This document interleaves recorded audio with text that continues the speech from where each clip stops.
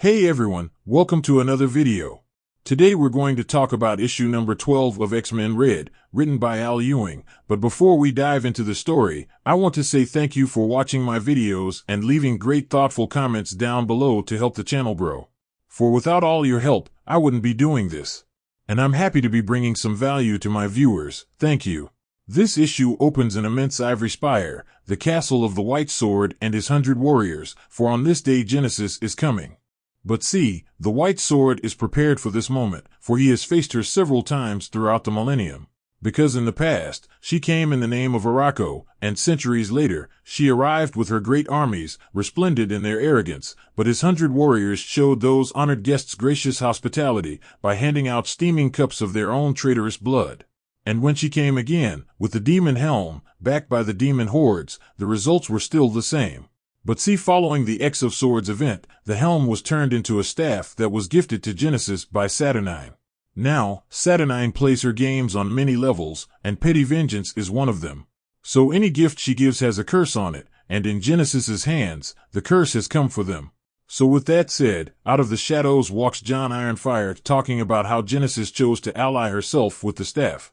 But before he could finish his sentence, White Sword cuts him off by warning him not to speak its name, while it is so close. For the Staff of Annihilation has an insidious power with a longer reach, and through that reach, it can whisper to those around it in an attempt to tempt those nearby. Even those who are under the control of the White Sword.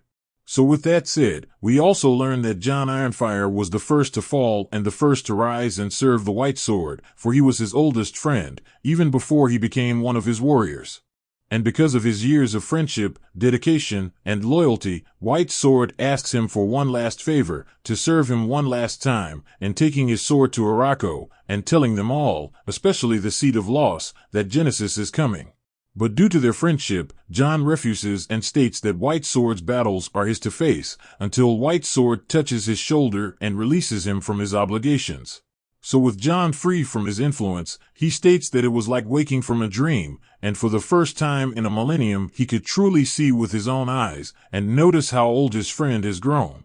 So with both friends on equal footing for the first time in a while, White Sword tells his friend that he will now get the opportunity to do the same, for he have kept him alive for as long as he could, but once he broke his hold, he would no longer be able to heal him. So if he dies again, it could be his last. So with that said, their heartfelt moment was interrupted by a guard bursting into the chamber saying that Genesis is not coming, because Genesis is already here with a massive demon horde. As the forces of Genesis approached, the warriors of the Ivory Spiral prepared to defend themselves against the surrounding demons. So in an attempt to repel the summoner, Terius took action and shot energy arrows at the summoner and his massive beast, causing them to plummet to their deaths. However, Pestilence retaliated with an arrow of her own, by shooting it over the impregnable walls and striking Terius in the shoulder, and like wildfire, the contagion from the arrow spread within seconds to each person that was touched, infecting those around him. So as the disease spread, some of the soldiers begged their commander to send for the White Sword to heal them of this sickness, but due to White Sword's importance, the commander refused and said if White Sword falls then the spiral falls with him.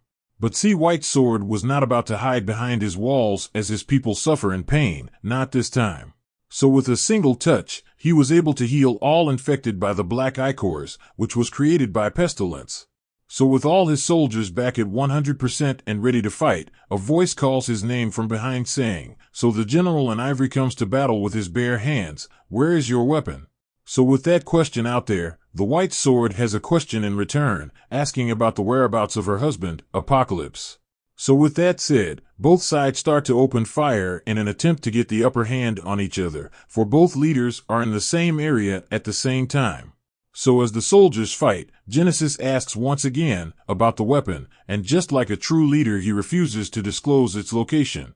So with his defiance noted, Genesis deployed the staff, and so it was, the staff whispered, and after a time, the White Sword heeded the call, and the 100 bowed with him, for they were in his thrall, as he was now in hers.